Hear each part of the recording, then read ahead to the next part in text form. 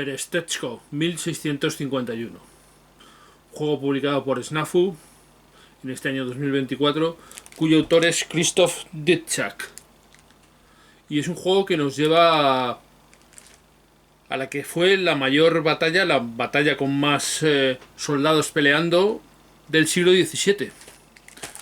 Una batalla que tuvo lugar en lo que es Ucrania hoy en día, también lo era entonces, entre la coalición o la coalición de polacos y lituanos, que era la mancomunidad polaco-lituana, contra una alianza de cosacos de Zaporilla, en Ucrania, que sonará Zaporilla de las noticias de televisión, ahora de la guerra de Ucrania, y tártaros que eran de Crimea. Y se juntaron pues aquí pues prácticamente 300.000, 80.000 polacos lituanos y casi 200.000 tártaros y cosacos. Esto es algo que realmente yo desconocía completamente de esta batalla, desconocía hasta que apareció este juego, y entonces pues me entró curiosidad, que es una de las cosas que siempre digo que tienen buenas los wargames, y es que te impulsan a informarte de sucesos o de momentos que desconocías, y bueno, pues este ha sido uno de ellos, ¿no? Y yo la verdad es que de la historia del este de Europa, de Polonia, de Lituania, de Rusia, pues realmente tengo unas nociones muy básicas. Y siempre he querido informarme algo, pero es complicado encontrar detalles, encontrar el hilo. Pero bueno, alguna cosa se puede hacer, y gracias a este juego algún libro he mirado y he visto cosas. Bueno, como digo, esta batalla tiene lugar en 1651, es decir, a mediados del siglo XVII. Y lo que pasa es que para remontarnos a ver por qué sucede esto, deberíamos remontarnos casi un siglo, hasta 1569. En 1569 se produce la llamada Unión de Lublin, que es el momento en el que Polonia y Lituania se unen, formando la mancomunidad polaco-lituana, que es la que vamos a estar aquí enfrentada. Los polacos y los lituanos se juntan, se unen, porque tenían muchos vínculos comunes. Para empezar, tanto polacos como lituanos son católicos, cosa que en el este de Europa no es tan habitual, porque la mayoría de los países que hay por allí, o de las gentes que hay por allí cristianas, son ortodoxos. Los rusos son ortodoxos, los rumanos son ortodoxos, pero lituanos y polacos son católicos. Esto en parte es debido porque tienen un pasado en el que, sobre todo Lituania, estuvo dominada por las órdenes militares, la orden teutónica y la orden de la espada. Eran órdenes militares germanas, que dominaron nuestros territorios. Y pues esta unión entre polacos y lituanos, que fue propiciada en gran parte por lo común que tenía la religión y por el impulso que los sacerdotes, los obispos católicos pues le quisieron dar, y además había desembocado en que la mayoría de los nobles lituanos habían copiado de alguna manera las formas, los títulos, incluso los escudos de los polacos, de manera que había un vínculo fuerte. Tanto es así que los reyes de Polonia eran también grandes duques de Lituania, de manera que era un vínculo muy fuerte.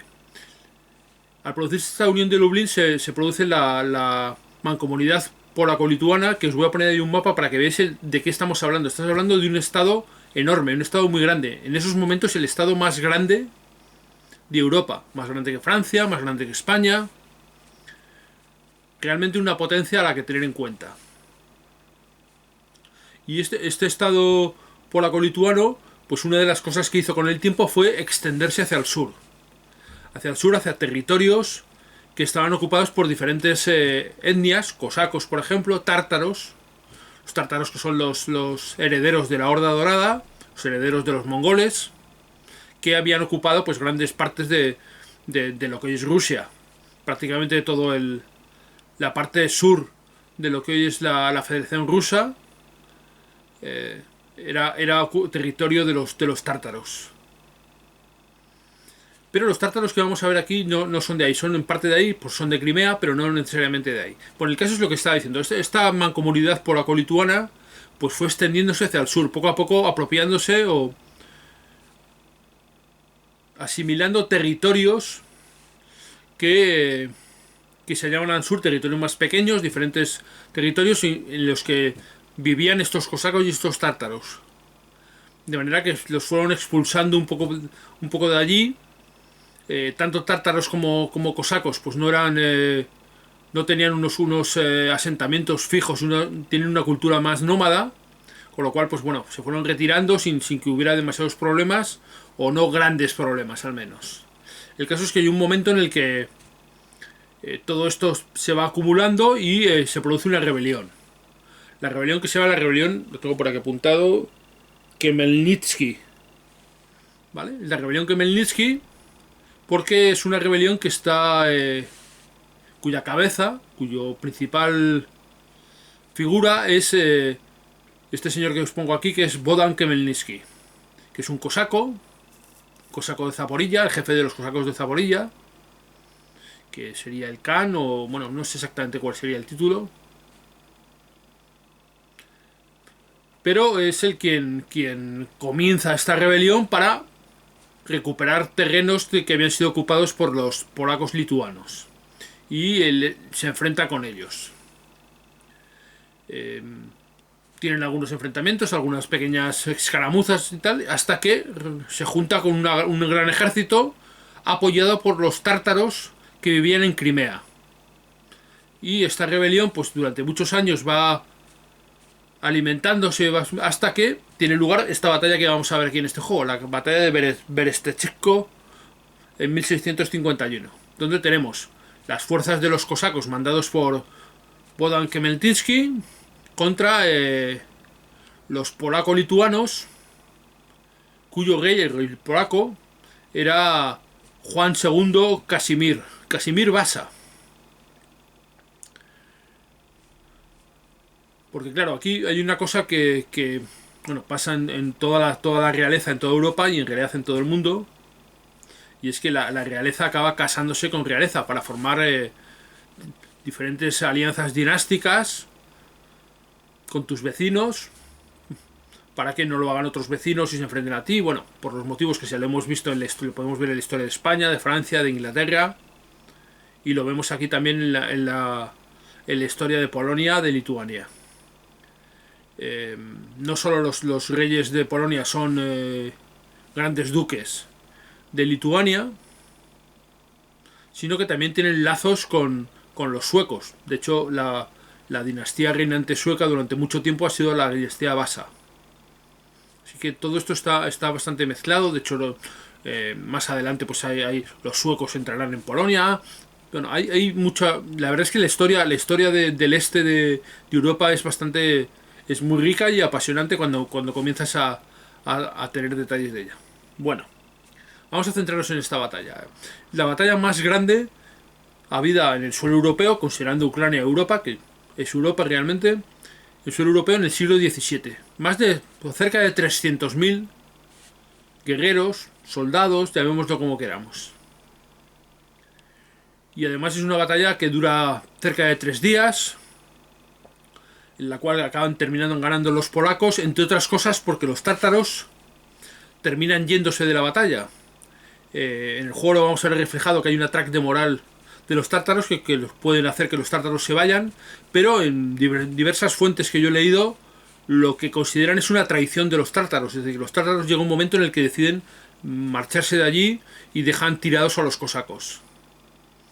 Realmente no he sabido encontrar cuál es la verdad de esto, si realmente fue un tema de moral que se fueron o que traicionaron y se fueron por otros motivos. Pero lo que sí he visto es que los tártaros realmente jugaban un juego de equilibrio, es decir, apoyaban a cosacos o apoyaban a polacos, lituanos según conveniencia, porque no querían que hubiera ningún poder mucho más grande que el otro. Y quizás en este momento pues los tártaros lo que hicieron fue apoyar a los cosacos y luego dejarles tirados.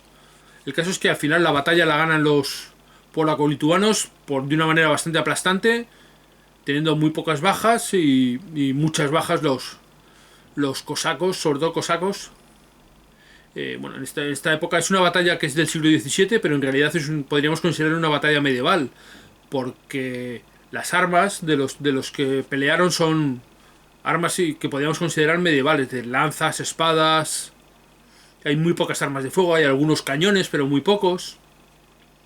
Y en las batallas medievales realmente las bajas se producen en las persecuciones. Y por eso la gran diferencia de bajas que hay en esta y en otras muchas batallas medievales.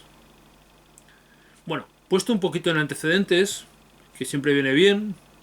Yo si esto os despierta algo de interés, el localizar algún libro no es relativamente fácil. Yo lo suelo comprar en Kindle, en formato Kindle, con lo cual los tengo enseguida. Y bueno, no tengo que ir a una librería. Además, como no tengo una facilidad mucha de movimiento muchas veces, pues para mí es bastante más asequible, más sencillo el poder comprarlo de esta forma. Bueno, cada uno que lo haga como quiera. Pero bueno, uno siempre encontrar temas interesantes y nuevos está bien, a mí me gusta. Bueno, vamos a echarle un vistazo a cómo funciona el juego. Y luego hablamos un poquito más. Pues aquí tenéis las fichas de las tropas del juego. En realidad es un juego con poquitas fichas. Y como veis, pues las fichas son las tropas. Tenemos las rojas, que son los polacos. Las verdes, que son los tártaros. Y las azules, que son los cosacos, que son los dos bandos. Por un lado van los tártaros y los cosacos juntos contra los polacos. ¿Qué es lo que vemos en la ficha? Voy a mostraros ahí una imagen para que veáis qué es lo que hay en cada ficha. Lo vamos a hacer más bien con las imágenes que nos vienen en el reglamento, que va a ser más sencillo. Bueno, aquí esto es la página 3 del libro de instrucciones, del librito de instrucciones, donde nos viene más claro todo. ¿Qué es lo que tenemos? Pues las fichas, como veis aquí, vamos a tener abajo el tipo de dado que tiran y luego vamos a ver la cantidad de dados que tiran. En este caso, 2 en ataque y 1 en defensa. El escudito significa los dados en defensa, las espadas cruzadas, en este caso, el número de dados que tiran en ataque cuerpo a cuerpo. Porque la infantería, como veis aquí, tiene un rifle que significa que puede disparar. Bueno, se supone que dispara a distancia. Y en este caso tiraría 2 dados en ataque y 1 en defensa. Este 8 significa que tira dados de 8 y este 6 significa que tira dados de 6. Pero hay fichas que tiran otro tipo de dados. Por ejemplo, los húsares alados polacos, que es esta ficha que veis aquí, pues tira dados de 10. Bueno, las fichas además tienen más valores. ¿Veis un dado que sale representado con los puntitos de los dados? Es decir, este tiene aquí un 4, este tiene aquí un 2, pero hay fichas con todos los números, menos de todos los números hay con 2, 3, 4 y 5, no hay unos y 6. Pero sí hay de 2, 3, 4 y 5, todos los números, salvo los dos extremos, que hay en un dado de 6. Ese es el número de activación. Nosotros vamos a tirar una serie de dados. Vamos a tirar 2 dados, 3 dados y vamos a escoger 2. Ya, luego lo explicaré, pero bueno, vamos a tener unos dados y vamos a activar las unidades que el número nos hagan esos dados. Y ese es el dado que nos sale aquí, el 2, el 4 o aquí sería el 5. Bueno, tenemos también otro valor, que es el valor de resistencia, que es ese número que viene ahí, que es una especie de defensa que vamos a utilizar cuando nos ataquen los contrarios. Pues ese número va a ser el número contra el que vamos a tener que enfrentarnos. Va a tener que enfrentarse el contrario va a tener que sobrepasar ese número para dañarnos. Las fichas tienen 2 lados, dado normal y dado dañado. El dado dañado pues es lo mismo pero con valores reducidos, bueno, como suele pasar en casi todos los juegos. Vale, lo que pasa es que además este juego tiene otras fichas que en un principio pueden confundir, que son las fichas de activación, son los marcadores de activación, que son estas fichas. Es relativamente fácil de diferenciar porque las fichas normales sale el dibujo de la unidad entera, en este caso aquí los húsares alados, pues veis que sale todo el caballo, y la ficha de activación, que sería esta, sale solo la mitad. Y veis que sale aquí el número del dado en medio, y esto significaría que se activa una vez. Nos viene un recordatorio de los valores que tiene la ficha, es decir, tira un dado de 10, 2 dados en ataque, 1 en defensa, y tiene 6 de resistencia. ¿Veis? Todos los mismos números que vienen en la ficha. Esta otra, que en realidad es un marcador, nos lo va a recordar, porque este marcador normalmente lo vamos a poner encima. y entonces nos va a ocultar los valores de la ficha. Entonces, para que sepamos los valores que tienen, nos va a poner eso. Y esta ficha lo que nos va a indicar es las activaciones, porque durante el juego vamos a poder activar todas las unidades cada turno 2 veces. Y esto significa que se ha activado una vez, y si le damos la vuelta, significa que se ha activado 2 veces. Ya están los 2 dados como oscurecidos o aclarados, de manera que aquí solo hay uno y aún quedaría uno en blanco, significa que queda una activación, y con este otro lado pues significa que ya están activados 2 veces. Digamos, es un marcador. Bueno, lo veis, el juego es bastante sencillo, pero este sistema de activación por dados es lo que realmente le da ese carácter especial y hace que las decisiones sean importantes en el juego. Como he dicho, vamos a tirar un dado de 6 y dependiendo de lo que... O vamos a tirar 2 dados de... Mentira, vamos a tirar 3 dados de 6 y vamos a escoger 2 de esos dados de 6. Y vamos a coger un valor de 2, 3, 4 o 5 para activar las fichas. Pero ¿qué pasa cuando nos salen un 1 y un 6? Con un 1 y un 6, ¿veis estos marcadores que hay aquí? Estos van a ser marcadores que tenemos para hacer algunas cosas. Cada uno de los jugadores va a tener una serie de tracks, una track de coordinación y una de reorganización. Coordinación y reorganización. Cada vez que nos salga un 1 o un 6, lo que vamos a hacer es aumentar los puntos que vamos a tener disponibles. Y esos puntos los vamos a usar durante la partida.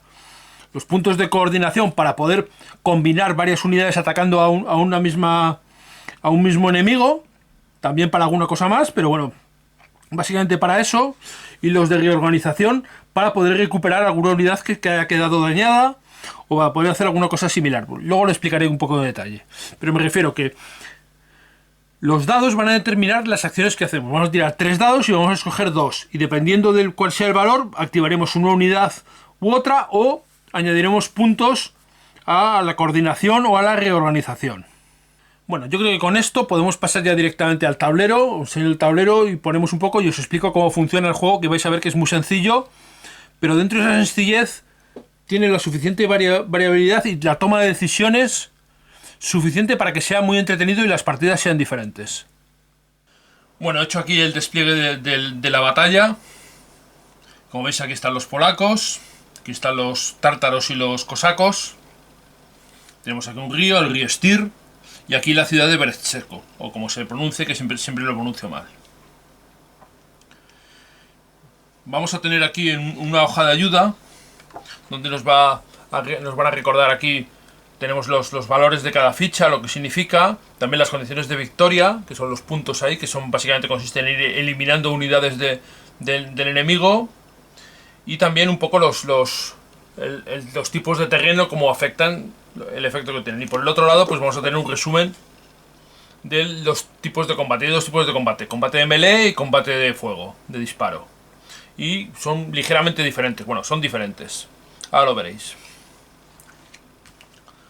Bueno, pues aparte de lo que tenemos en el tablero, que como veis es un tablero pequeñito, tenemos el marcador de turnos, tenemos 2 turnos, la partida van a ser 2 turnos, turno 1 y turno 2. Y en cada turno se van a activar, todas las unidades se van a poder activar 2 veces. En el momento que un bando active todas sus unidades 2 veces, se acabará el turno. Esto hace que si el otro jugador no ha activado todas sus unidades, pues no las va a activar, se van a quedar sin activar. Esto genera un poco una dinámica que ambos jugadores tienen que estar pendientes de no retrasarse demasiado en las activaciones. ¿Y por qué no retrasarse? Porque como vais a ver, se va a ir activando tirando los dados de 6 y habrá veces que no te convenga activar una unidad aunque te haya salido el dado. Bueno, entonces van a ser situaciones que puede haber en la batalla. Pero voy a explicaros, antes de entrar en cómo funciona el juego y haceros un pequeño ejemplo, voy a explicar un poco los dos displays que tenemos aquí. En estos 2 displays, pues tenemos, aquí nos dice el despliegue inicial de las fichas, en qué hexágonos va. Y luego tenemos 2, en este caso, en el caso de los polacos, 2 tracks, la track de reorganización y la track de coordinación, que empiezan en 0 puntos al principio. Y estas 2 tracks, estos puntos, nos van a servir para hacer cosas durante la partida. La track de reorganización sirve para una serie de cosas, básicamente pues nos va a permitir recuperar una unidad que esté desorganizada, es decir, que esté dada la vuelta. Las unidades cuando se quedan dañadas se les da la vuelta. Bueno, pues con 3 puntos podremos recuperar uno. 3 puntos, son muchos puntos. ¿Vale? Con 2 puntos también podemos hacer una retirada antes de un combate de melee. Podremos retirar la unidad antes de un combate de melee. Y con 1 punto podremos elegir nosotros cuál es el tipo de daño que sufre nuestra unidad en un combate. Normalmente en un combate, cuando se pierde un combate, la unidad defensora tiene o bien que retirarse o bien que quedar desorganizada, que es darse la vuelta. Y esta decisión normalmente la va a tomar el atacante. Con 1 punto, gastando 1 punto el defensor, va a ser él el que tome esa decisión. Es decir, con 1 punto de reorganización nos va a permitir a nosotros decidir si nuestra ficha se retira o se desorganiza. Y esto es importante porque una ficha desorganizada que vuelve a desorganizarse queda eliminada. Bueno, estos serían los puntos de reorganización. Y luego tenemos puntos de coordinación. Los puntos de coordinación nos van a servir. Lo principal es que con cada punto vamos a poder añadir una unidad extra al combate. Una unidad que incluso ya puede haber movido, puede haber activado, puede haber peleado, da igual. Se va a añadir al combate. O da igual lo que haya hecho las unidades. O incluso puede no haber sido activada, no haber hecho nada. El punto nos permite añadir. También con 1 punto nos permite disparar artillería. Dice artillería, no hay fichas de artillería. No, no hay fichas de artillería. Se supone que hay artillería. En ambos bandos tenían algunos cañones, pues que estarían situados más o menos aquí entre las tropas. Y 1 punto de coordinación nos permite simular el apoyo de esos cañones, tirando un dado de 6 extra en el combate, añadiendo un dado de 6 al combate. También con 2 puntos vamos a poder activar a una unidad, aunque no nos haya salido ese dado. Y podremos también añadir, igual que en el combate de melee, podremos añadir también unidades a un combate de disparos, de fuego, gastando puntos, ¿vale? Básicamente la coordinación nos sirve para poder atacar mejor.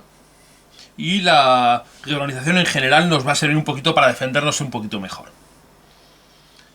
Aquí ya hay una diferencia que notamos. Los polacos empiezan con 0 puntos, mientras que los tártaros y los cosacos pues empiezan ya con 2 puntos de reorganización. Ninguno de coordinación, pero 2 de reorganización.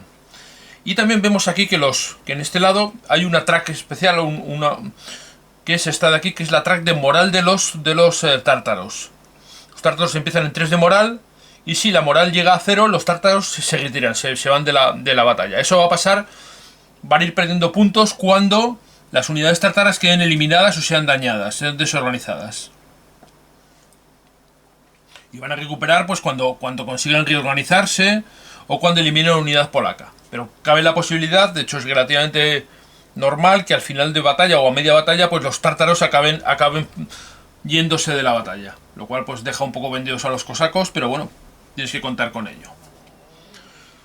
Bueno, explicado un poco lo que estamos viendo aquí, ¿cómo funcionaría un turno? Bueno, pues el turno se tirarían 3 dados. Normalmente la batalla comienzan los cosacos y los tártaros, es decir, empiezan el bando de atacante, que son los que están aquí. Tiraríamos 3 dados de 6. Por ejemplo, tenemos ahí 4, 1, 6. Y escogeríamos de esos dados, escogeríamos 2. Escogemos uno, hacemos cosas con él y después escogemos el otro. Es decir, no tenemos que escoger los 2 dados al principio. En este caso, pues por ejemplo, con el 1 y el 6 lo que podemos hacer es aumentar las dos tracks, tanto reorganización como coordinación. Y podríamos hacerlo, por ejemplo, pues gastando, por ejemplo, el 6, lo podríamos gastar el 6 para poner un punto de coordinación, que siempre está bien tenerlo. Y el otro dado que tenemos es un 4, con un 4 podemos activar las unidades que tienen un 4 en el dado, que tenemos aquí. Esta infantería, Brom, y tenemos también esta caballería, Nureddin. Las caballerías mueven 2 hexágonos, las infanterías mueven 1.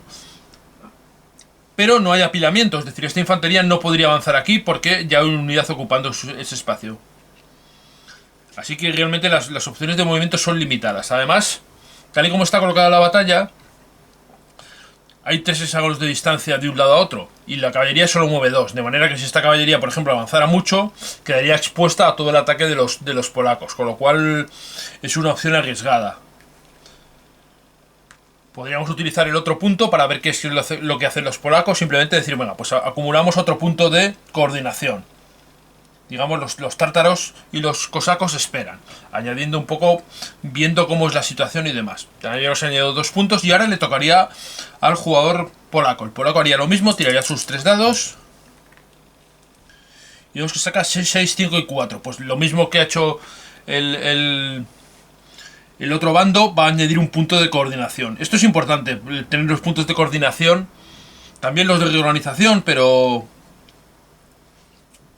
creo que los de coordinación quizás más. Bueno, estos son decisiones y también lo que cada jugador lo que piense. Bueno, este juego la sensación que me ha dado a mí, no he jugado muchas partidas, he jugado 2, 3 partidas, 3 partidas que he jugado. La sensación que me da es que estás tomando decisiones siempre y tienes muchas decisiones que tomar. Y eso realmente en los juegos es divertido, el tomar decisiones. Y luego hay un cierto azar pues que hace que esas decisiones pues puedan salir a veces bien y a veces mal. Y el tomar la decisión de tener puntos y demás te da más opciones. Y bueno, yo creo que esto sería una buena cosa. Hemos gastado el dado de 6. Y ahora tenemos que elegir el 5 o el 4. Con el 5 podemos activar esta unidad de aquí. Y esta de aquí, estas dos caballerías. Esa es la caballería, son los húsares alados polacos, que es la unidad más potente que tienen los polacos. Esta de aquí. Y el 4 permitiría activar esta y una infantería. Pasa lo mismo, si nos colocamos muy cerca, pues se nos van a echar encima o se nos pueden echar encima. Bueno, vamos a utilizar yo creo que el 4 para mover esta infantería aquí. Aquí. Y la caballería vamos a moverla también un espacio, o 1 y 2 hacia aquí. Al activarlo colocaríamos las fichas de activación, que son estas fichas que tenemos aquí. Sobre Kalinowski colocaríamos esta, significa que ya ha sido activado una vez, y la de Howald, que es esta ficha que está aquí, colocaríamos también esta de aquí.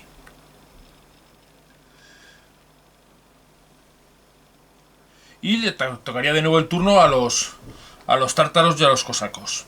Tiraríamos de nuevo los 3 dados. 3, 3, 4. ¿Vale? Ahora ya no tenemos opciones de poner puntos. También nos viene mejor porque ya tenemos puntos suficientes. Y vamos a activar 3 y 4. Con el 3 podemos activar este de aquí. Con el 4 este de aquí. 4 este de aquí. Y el 3 este otro de aquí. Podemos intentar atacar quizás aquí con... son 2 dados. Te tira un dado de 8. Un dado de 8 en defensa. Pero lo que podemos hacer es, por ejemplo... mover esta. Hacer 1 y 2. Utilizando el 3 o uno de los 3's. Y con el otro 3 podemos mover este de aquí. Pues un espacio aquí, por ejemplo. Otro espacio. Sí, bueno, vamos a dejarlo ahí. Podríamos atacar, pero sería un ataque que podría ser arriesgado, porque esta unidad tira 2 dados de 6 en ataque. ¿Cómo sería el combate? Pues las unidades que atacan tiran... Vamos a hacer un ejemplo, aunque yo creo que este no sería un ataque muy correcto. Probablemente lo mejor sería esperar a activar con el 4 y atacar con el 4 con esta unidad y coordinar el ataque también con esta, con un punto de coordinación. Bueno, vamos a hacer eso. Esta unidad se ha activado y le ponemos la ficha de activación encima. No va a atacar, no ataca. Bueno, una cosa que podríamos haber hecho aquí, tenemos 2 3's. Con 2 3's podríamos activar las unidades del 3 2 veces. Podríamos activar esta, mover hasta aquí y luego volver a activar hasta aquí. Lo que pasa es que eso acabaría con las 2 activaciones que tiene la unidad. Cada unidad, como he dicho, se activa 2 veces en cada turno. Y eso acabaría la activación de esta unidad y la dejaría un poco expuesta. Así que lo vamos a dejar como lo he dejado ahí. Hemos activado esta aquí. Esa hay que ponerle también su ficha de activación. Y esta, como he dicho, no ataca. Y activamos ahora con el 4. El 4 activamos esta de aquí. 1 y 2. Que va a atacar aquí, apoyado por esta. Para que esta apoye tenemos que gastarnos un punto de coordinación. Nos gastamos un punto de coordinación y tiraremos los dados de esta más los dados de esta. Esta unidad de aquí tira 3 dados de 6 y esta tira 2 dados de 6. Así que tendremos 5 dados de 6. Vamos a tirar los 3 dados de Nureddin, de la verde. 8 y 1, 9. Y los 2 de la azul. 9 y 10, 19. Una tirada alta, bueno, son 5 dados, 19. ¿Y cómo se defenderá esta unidad? Pues se defenderá, en este caso, tiene un dado de 8. Tiramos un dado de 8, es un 7. Y se va a restar el valor de la defensa al atacante. 19 menos 7 es 12. y ese valor se va a comparar con el valor de la resistencia de la unidad. Esta unidad tiene 7 de resistencia. ¿12 es mayor que ese 7? Sí. Luego esta unidad sufre daño. Si hubiera sido el doble, tendría que retirarse y además sufrir un daño. Como solo lo ha superado, tiene que hacer una de las dos, o retirarse o sufrir un daño. Un daño que sería desorganizarse. Y lo va a decidir el atacante esto. ¿Por qué el atacante podría decidir que es mejor que se retire? Precisamente para evitar que el polaco le haga un ataque coordinado. Pero vamos a suponer que lo que hace es dañarla. Vamos a darle la vuelta, la unidad queda dañada. Si hubiera sido un empate no habría pasado nada. Si hubiera sido menor que el valor de resistencia hubiera sido dañado el atacante. Esta unidad queda aquí, dañada, y con una activación. Esto es una cosa... Las fichas de activación estas nos muestran cuántas activaciones quedan, pero cuando las unidades están dañadas las ocultan, las tapan. Con lo cual, en las partidas que yo estoy jugando, lo que he estado haciendo es poniendo estas fichas aquí en el display, de manera que queden a la vista las fichas están dañadas o no dañadas, y aquí veamos si las activaciones que han tenido. Probablemente si me estáis viendo los de Snafu vais a decir, joder, Juan Luis, hemos hecho las fichas precisamente para que se pongan en el tablero y las pones tú ahí fuera. Bueno, estas son manías de cada uno, ¿no? Y como siempre digo, una vez que tenéis el juego es vuestro y cada uno hace lo que quiera. Bueno, yo creo que esta es una opción que es viable, sobre todo porque, al menos a mí jugando, a veces se me ha olvidado que unidades estaban dañadas y que no, porque estaban tapadas con la ficha. Pero bueno, vamos a dejarlo como originalmente se supone que es. Esta unidad también habría sido activada. Le pondríamos la ficha aquí. Y con eso acabaría el turno. Podríamos haber movido también esta aquí, que tiene un 4. Lo que pasa es que, como veis debajo de estas dos fichas de infantería que tenemos ahí de los cosacos, hay unos carromatos, unos tabor. Que son unos carromatos que le van a dar... tienen un por 2, que significa que multiplican por 2 la defensa, de manera que es una buena posición defensiva fuerte. Lo que pasa que tenemos que ver si la posición defensiva esa nos interesa mantener ahí o no. En principio vamos a suponer que sí. Bueno, vamos a avanzar con este, yo creo. Porque la infantería no tiene muchas, no mueve mucho y las opciones de avanzar no son demasiadas. Vale, vamos a poner aquí el marcador de que se ha activado. Bueno, yo creo que más o menos podéis ver cómo funciona la cosa. Es decir, vamos a tirar conceptos general. Tiramos 3 dados y elegimos 2 dados. Con esos dados podemos hacer o activar las unidades o poner puntos en las 2 tracks. Y esas son las opciones que tenemos que tomar. Podemos activar 2 veces cada unidad. Voy a seguir haciendo el turno. Acaban de activar el bando atacante, los húsares y los cosacos, y los polacos tirarían ahora 2 5 y un 2. 2 5 y un 2. Los 5 están aquí y el 2 pues lo tenemos aquí y aquí. Pues podemos, como tenemos un punto de coordinación, podemos intentar eliminar alguna unidad de aquí. Tenemos los lanceros alados, que es una unidad bastante potente. Pues vamos a mover esta, 1 y 2, utilizando un 2. Ponemos aquí el marcador. Y no vamos a atacar porque esta se defiende con 2 dados de 6 y tiene 8 de defensa. Es una defensa potente y solo ataca con 2 dados de 8. Así que mejor la dejamos ahí, reservándola para activar ahora con el 5. Con el 2 podríamos avanzar esta aquí. También... Bueno, estoy jugando un poco sin pensar mucho, un poco al tuntún, pero bueno, simplemente para que veáis el ejemplo. Y con el 5 podemos activar los lanceros alados, que es esta de aquí, que moverían 1 y 2 y atacar aquí. Los lanceros alados tiran 2 dados de 10 de ataque, más un punto de coordinación, y sumamos esta otra unidad que tira 2 dados de 8. Así que tiramos 2 dados de 10 de los lanceros alados y, bueno, claro, los dados de 10 tienen estas cosas. Son una variación muy grande. Un 4, que es una tirada bastante mala. Y 2 dados de 8, la otra unidad. Bueno, esta es mejor, es un 12. Con 4 y 12 es un 16. Contra esta unidad de aquí, que tiene 2 dados de 6 de defensa.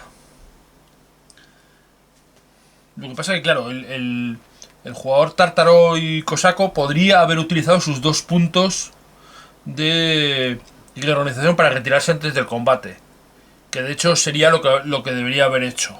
Así que vamos a volver un poco hacia atrás. Se gasta los 2 puntos de guerronización y esta unidad se retira del combate, de manera que este ataque de aquí pues queda cancelado.